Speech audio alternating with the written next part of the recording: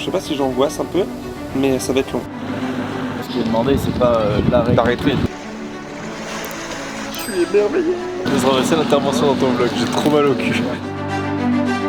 Par notre simple présence, on exerce une pression sur les gens qui travaillent ici.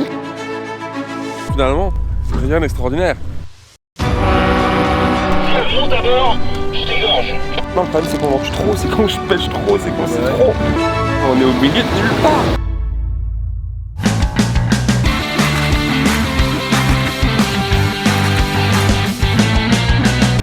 Salut l'internaute, c'est Jemil. Une minute. Ça part dans tous les sens, tu dois te poser 1000 questions, faut que je t'explique un peu. Alors déjà, cette vidéo-ci est la suite d'un reportage en 2 parties. La première partie est en ligne sur la chaîne Demos Kratos, c'est pour ça que je suis avec Julien, là, sur ce bateau, de l'ONG Sea Shepherd, lui dans l'océan Atlantique, enfin plus précisément dans le golfe de Gascogne. L'ONG, fondée par Paul Watson, nous a invités à passer 4 jours en mer avec son équipe française dans le cadre de leur action Dolphin Bycatch qui consiste à médiatiser les pêches illégales de dauphins dans les eaux françaises et la problématique plus large de la pêche industrielle. Dans la première partie de ce reportage donc chez Julien, tu feras connaissance avec l'équipage, le navire et l'ONG. Et ici, maintenant, dans cette seconde partie, sans transition, on se lance dans l'aventure la plus totale. Go! Abonne-toi! Il est 3h du matin et ça fait déjà une bonne heure que ça s'agite sur la passerelle autour du capitaine Thomas. Quand on vient nous réveiller 4 ponts plus bas dans notre cabine. La veille au soir, on nous briefait cette mission. Elle débutera en pleine nuit. Il faudra alors être prêt à embarquer sur le semi-rigide en 10 minutes. Pas de problème pour Baptiste le cadreur et moi, on saute du lit direct dans nos combinaisons avant de filer sur le pont. Julien par contre galère un peu plus à se réveiller et a dû speeder pour nous rejoindre. Baptiste et Jimmy m'ont pas attendu. Du coup, je suis un peu à la bourre. Je suis le dernier à ne pas m'être préparé. En amont, le capitaine a préparé les détails de la mission, puis a communiqué ses ordres à l'équipage de pont qui a préparé le semi-rigide sur lequel on embarque immédiatement. Franchement, j'ai adoré cette sensation d'adrénaline, de se jeter dans l'inconnu comme ça en pleine nuit au milieu de l'océan. Et puis sans attendre, on a filé dans la nuit noire, s'éloignant du Sam Simon pour au moins 6 heures.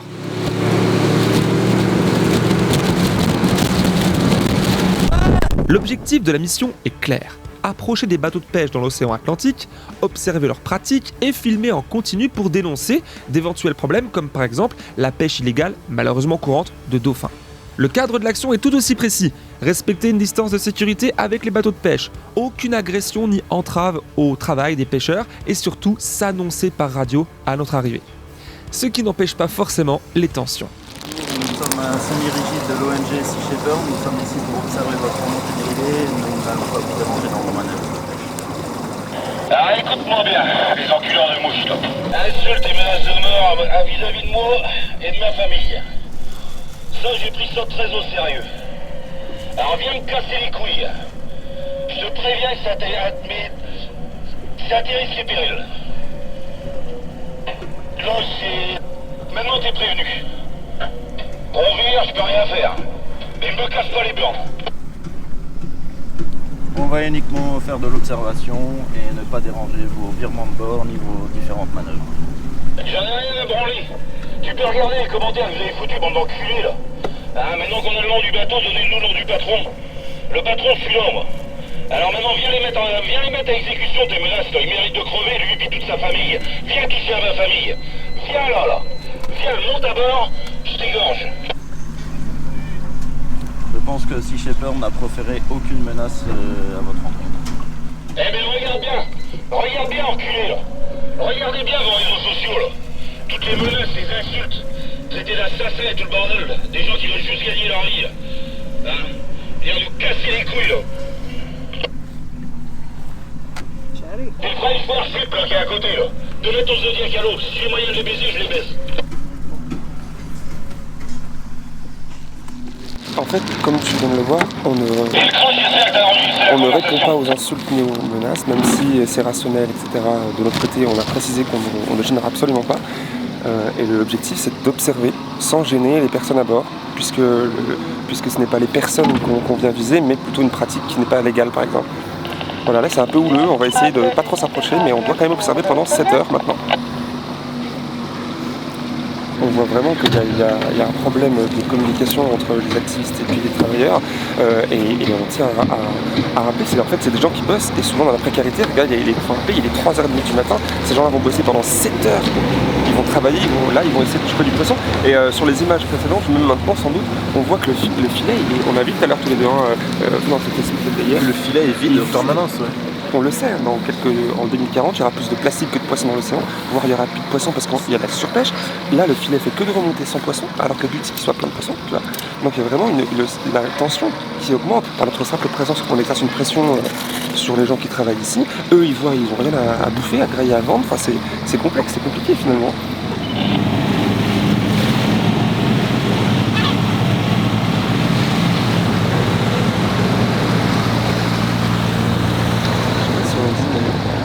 Les filets ils font 20 km, enfin c'est pas un filet qui fait 20 km, mais c'est des bouts de filets qui sont ensemble et qui forment de 20 à 40 km.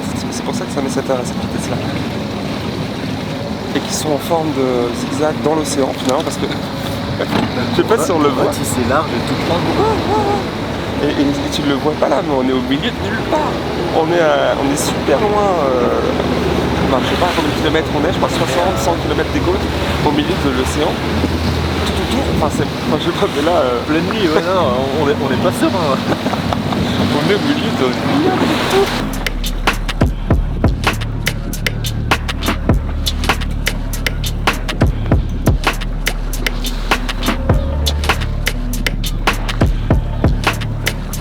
Si tu manges, toi, des poissons derrière ton écran, il y en a forcément, la plupart des gens sont pas véganes. Ton poisson il vient de là. Je suis en train de voir des poissons que tu vas manger. Imagine le cheminement. Non mais je sais pas comment c'est possible de se rendre compte. On est au milieu de l'océan, des poissons qui sont pêchés dans un filet, remontés par des gens. Après ça va dans un marché, ça va avec un camion, ça va dans ton intermarché ou je sais pas quel magasin et ça va chez toi. En fait c'est le message de fond, reconnecter toute cette chaîne quoi. Pour se rendre compte de l'absurdité du truc. Et surtout réduire notre consommation de poissons pour qu'il y ait moins besoin de pêcher et du coup moins besoin de tuer des dauphins dans les filets quoi. Et des poissons. Et des poissons. Ah. Et du coup impulser le changement, que ces personnes puissent faire autre chose. C'est tellement ouf quoi, c'est tellement fou.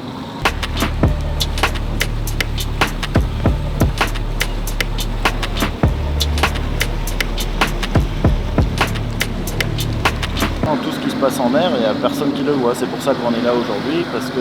Mais il n'y a pas une institution publique, la police, quelque chose, personne. Normalement ça devrait, parce qu'il y a énormément de réglementations sur les pêches et tout ce qui se passe en mer, mais personne ne fait on leur fait confiance contrôle. Il peut y avoir des observateurs à bord des bateaux de pêche qui vont se présenter auprès des pêcheurs, mais le pêcheur peut refuser et dire non, je ne veux pas d'observateur à bord. Ah, il peut refuser? Il peut refuser, c'est pas obligatoire. Mais... Voilà. Alors c'est une des mesures qui apparemment qu'ils voudraient mettre en place, c'est des observateurs à bord. Et sans est-ce que ce sera obligatoire sinon s'il n'y a pas de contrainte. Et sur combien de bateaux? Voilà.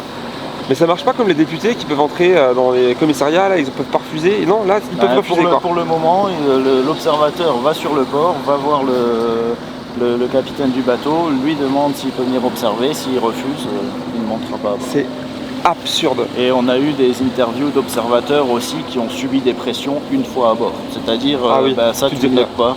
Voilà, sinon je te laisse de l'eau. Tu finis à l'eau. Wow. Après, est-ce qu'ils mettent les menaces à exécution? Peut-être pas, on ne sait pas. Moi, généralement, je pense qu'ils acceptent pas de En tout cas, ils ont eu des menaces et l'observateur est seul à bord avec l'équipage de pêche. Donc, s'il a des grosses pressions, il ne va pas forcément tout noter.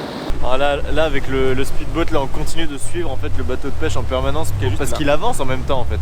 Ouais. Il suit le filet. Donc il fait des allers-retours. Là, tu vois là.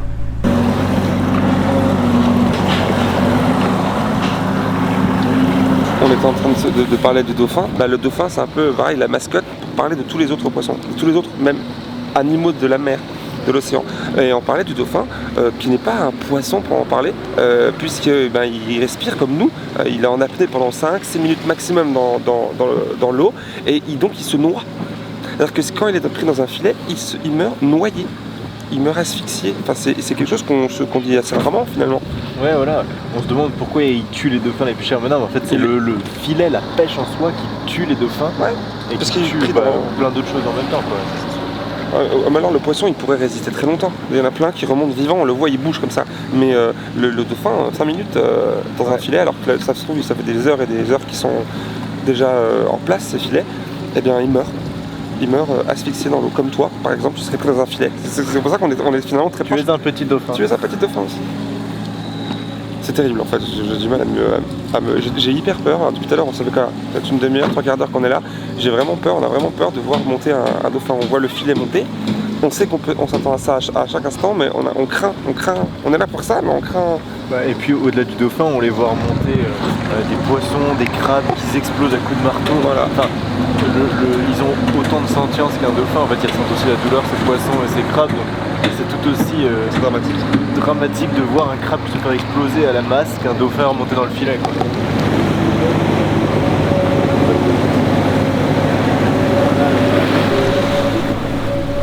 Qu'est-ce que tu manges toi? Une pomme. On mange une pomme au milieu de l'océan à 5h du mat. Moi c'est encore plus dingue, manufacturé par l'homme. Ouais. Un cooking. Vegan. Ouais. Finalement, rien d'extraordinaire.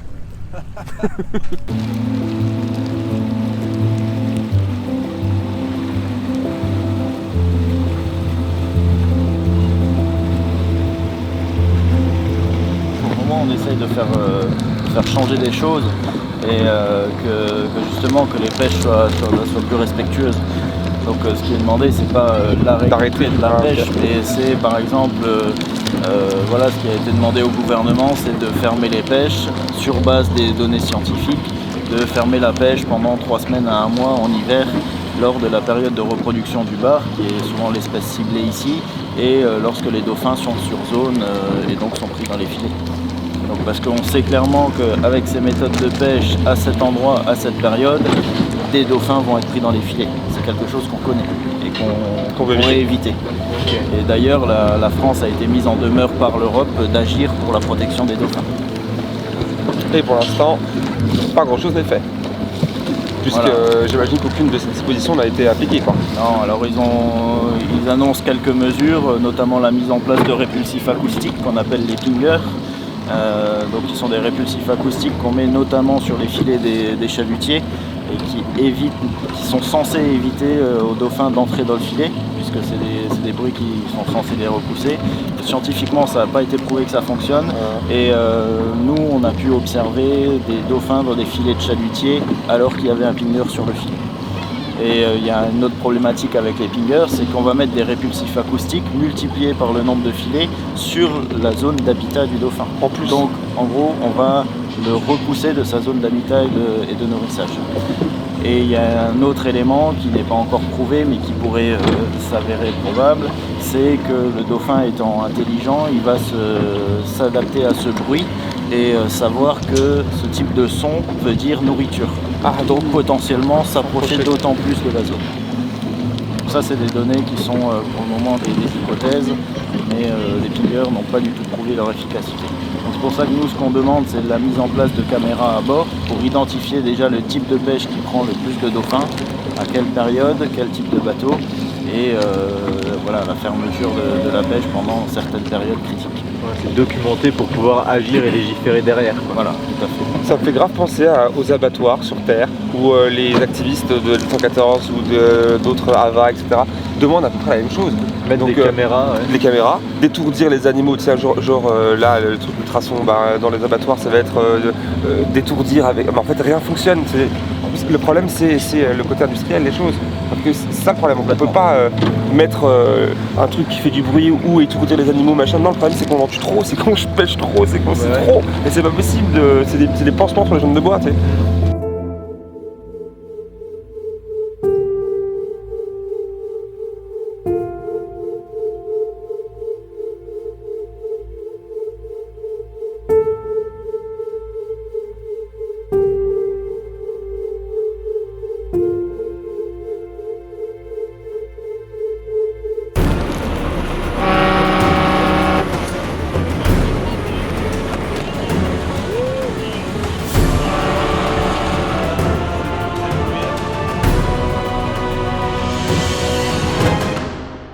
Oui, Le capitaine du navire de pêche qui nous menaçait de mort un peu plus tôt vient juste de nous foncer dessus tout en nous éblouissant. On a vraiment été frôlé par son bateau, obligeant le nôtre à faire une manipulation d'urgence en marche arrière pour éviter une collision. Ça s'appelle un bon coup de pression. Après ça, il a osé nous rappeler par radio pour nous inviter à le suivre au port pour se battre comme des hommes. On n'a pas répondu et on s'est retrouvés seuls sur notre petit semi-rigide dans la nuit noire à attendre les ordres du Sam Simon posté à plusieurs kilomètres de là. Le temps qu'on nous communique la position d'un autre navire de pêche situé à 30 minutes de navigation de notre emplacement pour y filer pour une seconde mission, le jour commence à se lever. So we have a new target for you. It's 6 miles away. Ouais. 6 miles. Oui. Bon, on va faire encore un petit peu de bateau, je pense.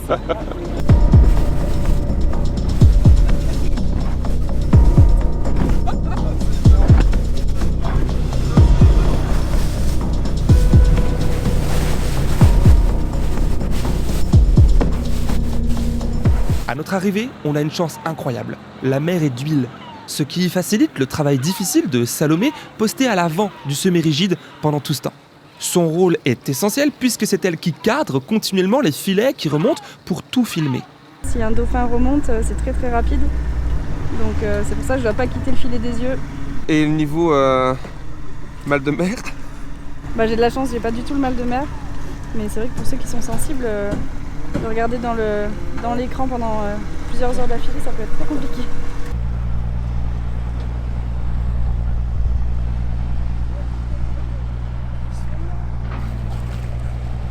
Là, on est en face du deuxième bateau de pêche et on voit qu'il y a des dizaines de dauphins qui tournent autour, en fait, qui très certainement essayent de se nourrir des poissons qu'il y a dans le filet. Et on espère qu'ils ne vont pas remonter un dauphin dans le filet de pêche. En tout cas, c'est marrant de les voir vraiment, ils ont pas peur de l'homme, quoi. Mais ils devraient.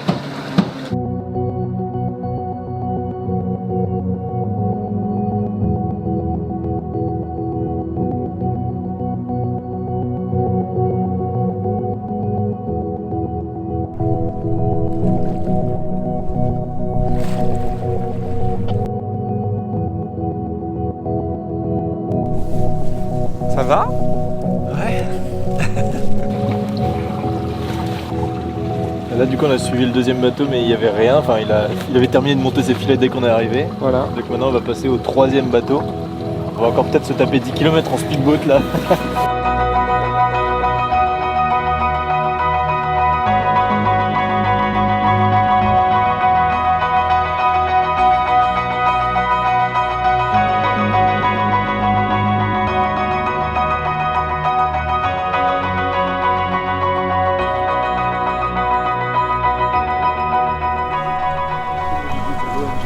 Nous sommes ici pour observer votre remontée de filet. Nous n'allons pas vous gêner dans vos manœuvres de pêche. Encore un petit bateau et encore pas de réponse. C'est marrant ça qu'ils nous ignorent comme ça, qu'ils nous disent pas bonjour ou vénère. Bah la non-réponse c'est une réponse pour le coup là. Ouais. Ils nous ignorent, ils nous considèrent pas.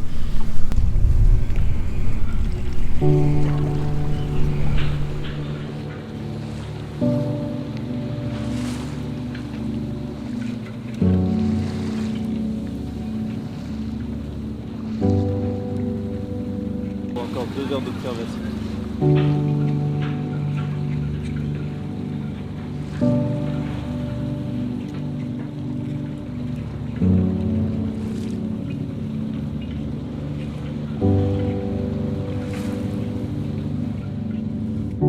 Donc on nous expliquait que le bateau, le navire qu'on devine dans la brume là-bas, c'est un navire de la marine qui, j'allais dire tout du moins, fait un peu une ronde pour voir si tout se passe bien. Alors pas forcément pour défendre les pêcheurs, ni je pense pas encore moins pour Sea Shepherd, mais ils sont là pour ça en fait. Ils sont là pour ça, pour faire parfois c'est pour maintenir un certain ordre, un peu comme les CRS pendant les manifestations à terre. Bah là c'est la même chose mais en mer.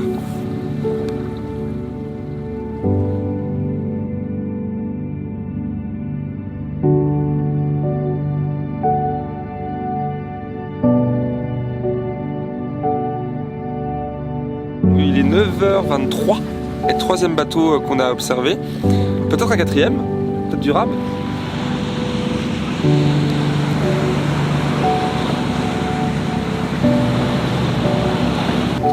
Parking, Ah non, stop. ok. Ah bah en fait c'est là que je vais pour un tournage dans 2 jours, bah tu me déposes dans ces coins-là. Finalement, le Sam Simon nous informe par radio qu'on rentre. Énorme joie pour Julien et sa vessie, car oui, à bord de ce petit bateau gonflable pendant 6h30 en plein océan, faire pipi est périlleux. Mais assez jouissif, je dois te l'avouer, d'avoir comme vue et comme urinoir l'océan.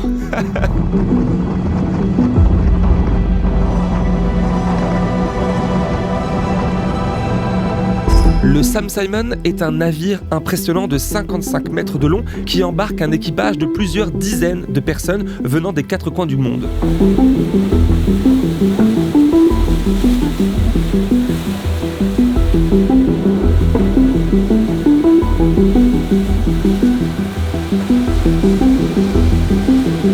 J'ai donc passé plus de 4 jours à son bord avec Julien et Baptiste. Le temps pour moi de faire connaissance avec certaines personnes comme Salomé. Tu sais, celle qui filmait les remontées de filet en non-stop avec nous sur le semi-rigide. Une fois à bord, et après quelques heures de sommeil bien mérité, nous nous sommes revus pour discuter un peu. Eh ben nous revoici sur le... On est où déjà là? La Media Room. Ouais, c'est là que tu bosses? Ouais, c'est là où photographe, vidéaste, on fait le dérush, on regarde tous les plans, on fait les montages et voilà, on bosse ici. Et là, pas trop déçu de ne pas avoir eu de dauphin dans un filet? Ou alors rassuré justement de ne pas en avoir eu? C'est toujours le paradoxe quand on rentre. En fait, on est à la fois déçu parce qu'on est là pour ça, pour montrer ce qui se passe et on sait que ça arrive, donc en fait on veut ramener les images. Ouais. D'un autre côté, quand on en voit, forcément on est triste, on est dégoûté. Donc, Cette nuit en mer, Salomé me disait avoir filmé un dauphin mort dans un filet, pas plus tard que la semaine dernière. Donc là, c'est toi qui cadre à ce moment-là? C'était un peu compliqué d'avoir le dauphin parce que comme tu peux voir, c'est très rapide. Bien sûr, ouais, c'est dans quelques secondes. Donc on voit que vous commentez tout ça, vous êtes, ça fait plusieurs heures que vous cadrez en là, à fait, ce moment-là là c'était 10h du matin, on était en mer depuis 3h du matin, donc ça faisait 7h. Donc forcément, t'as parfois un peu de déconcentration, t'as la fatigue qui arrive, donc là quand on a vu le dauphin, forcément tu cries dauphin. Et qu'est-ce qui se passe après en fait? Parce que nous on n'a pas vécu ça tout à l'heure ensemble.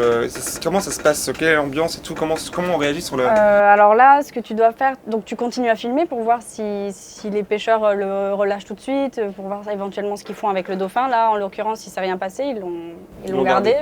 Donc on ne sait pas trop ce qu'ils en ont fait par la suite. Et en fait, sans couper ton plan, tu dois absolument filmer l'écran du bateau qui te montre la position GPS, l'heure, le jour. Prouver qu'il n'y a pas de montage. Oui, voilà, exactement. Et puis en fait, eux, ils ont une obligation de déclaration. Lorsqu'ils ont une capture accidentelle de dauphin, ils ont une obligation de le déclarer. Et ça, c'était la semaine dernière et ça a été publié sur les réseaux sociaux. Ok. Et on ne sait pas s'ils l'ont déclaré, après ça c'est à eux de... Quand je dis là-dessus, je veux dire l'impact, voilà plutôt le mot que je cherchais. L'impact que ça a eu. Là, à court terme, c'est compliqué de le dire. Après, voilà, il y a beaucoup de commentaires qui sont beaucoup de retours positifs. Les gens se rendent compte de plus en plus de ce qui se passe. Donc nous, c'est ce qu'on veut. On veut sensibiliser les gens. On veut leur montrer que quand tu achètes du poisson, tu participes à ça. Et après, au niveau politique, là, c'est plus compliqué. C'est sur le long terme. Donc on attend. Mais oui, il faut faire pression. Il faut continuer à faire pression. Et ce genre de vidéo, ça fait clairement pression.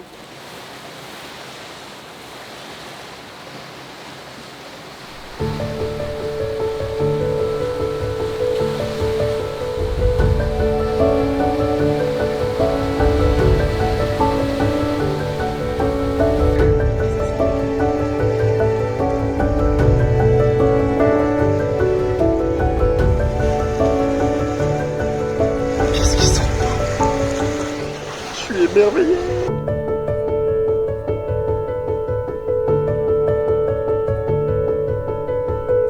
Ensuite, j'ai rejoint Kerstin dans le local des bricoleurs. Elle est engagée chez Sea Shepherd depuis déjà 2 ans et est présente partout à bord. Vraiment, on la voit partout suractive. Et j'ai voulu comprendre pourquoi. Je suis chef de pont. Donc c'est moi qui gère toute l'équipe de matelots, de matelots de pont. Donc c'est toutes les personnes qui s'occupent de lancer les semi-rigides, préparer les semi-rigides et aussi tout ce qui est petits travaux à l'intérieur du bateau. Et ça inclut aussi le nettoyage. Donc, tous les matins? Tous les matins, tous les midis et tous les soirs. Forcément, lancer les semi-rigides, c'est le plus intéressant. On va pas se mentir. Ouais, clairement. Mais après, en fait, tout est important. Tout le travail qu'on fait est important sur le bateau. Donc, je sais pas si je pourrais vraiment dire ça j'aime le plus. On a généralement l'équipage qui fait les 2 ou 3 mois de la campagne. On peut avoir des fois 1 ou 2 changements. mais c'est pas tant que ça. Et au final, les personnes qui arrivent en cours de campagne, c'est juste de l'énergie en plus qui est apportée. Parce que les personnes qui ont commencé depuis le début de la campagne, au bout d'un moment, ça fatigue. Et du coup, avoir une personne qui soit vraiment encore neuve et pleine d'énergie, ça rebooste le moral de tout le monde. Donc ça, c'est plutôt pas mal. On a eu des femmes à n'importe quel poste, que ce soit tu vois, de matelot de pont à ingénieur, à capitaine. Ouais. Soit un homme ou une femme, c'est pas ça qu'on regarde, c'est plus les compétences que tu es capable de faire, ce que tu es capable d'apporter. Et puis, et voilà. Je lui ai parlé de ma chaîne YouTube, de nos combats politiques portés principalement sur l'intérêt général humain, pour lui demander si cela était compatible avec le combat animaliste. L'intérêt du véganisme ou de l'antispécisme, c'est un peu l'arrêt de la souffrance en général, et que ce soit la souffrance des animaux, mais c'est aussi la souffrance sociale. C'est en fait, je pense qu'à partir du moment où tu es végane, je ne sais pas trop comment t'expliquer ça, mais la justice sociale, c'est hyper important parce que c'est aussi une question d'égalitarisme entre tous, quoi. Entre tous les êtres. Voilà, entre tous les êtres. Du coup, je pense pas qu'il y ait une grosse différence entre un vegan et, je sais pas, un islamo-gauchiste, par exemple. Tu vois, par exemple, le travail qu'on fait en Afrique, c'est aussi de la lutte sociale. Parce qu'on n'est pas, ce qu'on fait en Afrique, c'est contre la pêche illégale, et c'est aussi pour permettre aux populations locales de pouvoir recommencer à manger du poisson qui leur a été piqué par des gros chalutiers locaux ou étrangers, généralement étrangers d'ailleurs. Donc non, c'est justice sociale, ça rentre aussi complètement dans Sea Shepherd, vraiment.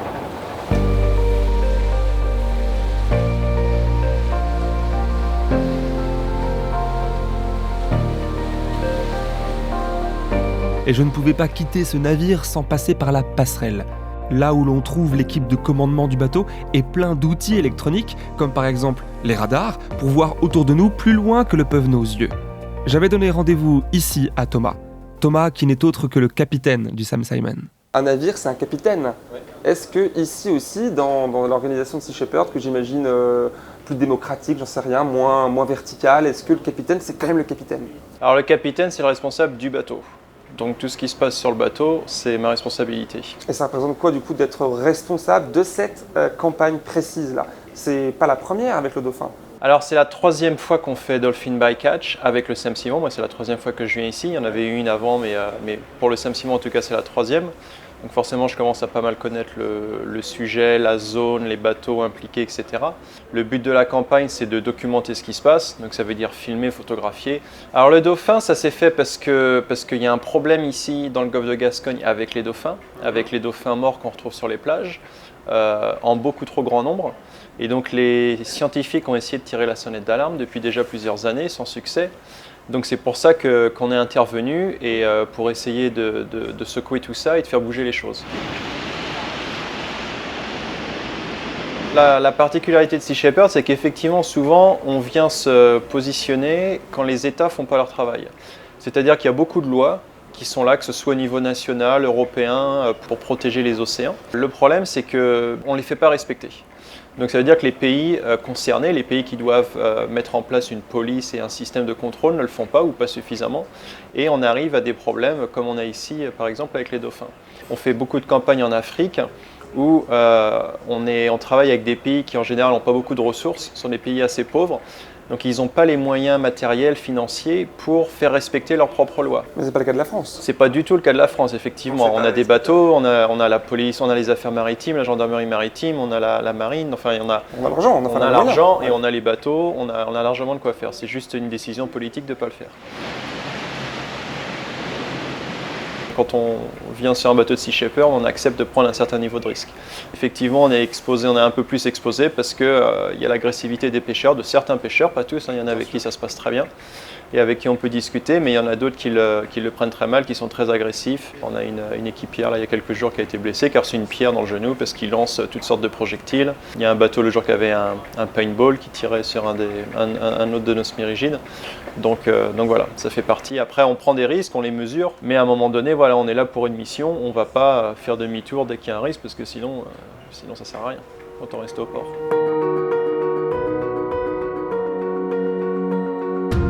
Ce qui est important, que les gens prennent conscience qu'ils ont un impact énorme dans la manière dont ils consomment. Et dans ce qu'on choisit de consommer, on vote en fait. Donc on va voter pour les élections une fois tous les 5 ans, mais au jour le jour, à chaque fois qu'on achète quelque chose, c'est aussi une manière de voter et de faire passer un message. Donc si on choisit de soutenir un produit plutôt qu'un autre, une entreprise plutôt qu'une autre, un type de pêche plutôt qu'un autre, voilà, c'est une manière de voter, c'est une manière de s'impliquer et de faire changer les choses. Donc il ne faut pas oublier le pouvoir qu'on a avec nos euros.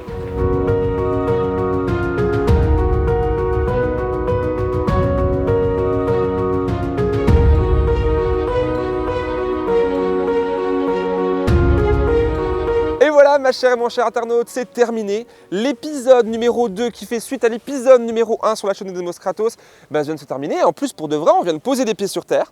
Il y a derrière Julien et moi... On voit encore les bateaux de Sea Shepherd là, qui nous ont ramenés juste derrière nous. Ouais. Voilà, qui sont juste là-bas, les semi-rigides. Et on vient de découvrir quoi? Les gens sont masqués, Julien. 4 jours en pleine mer et la civilisation s'est déjà effondrée à cause d'un virus. On se croirait dans un film. Pourtant, on a été confinés pour de vrai, ouais, en mer. Hein, 3 mètres carrés, bah 3. Ouais. Mais du coup, vu que tout le monde avait fait des tests PCR, on n'avait pas besoin de porter le masque sur le bateau et ça faisait du bien. Si on doit faire une conclusion, qu'est-ce qu'on pourrait dire?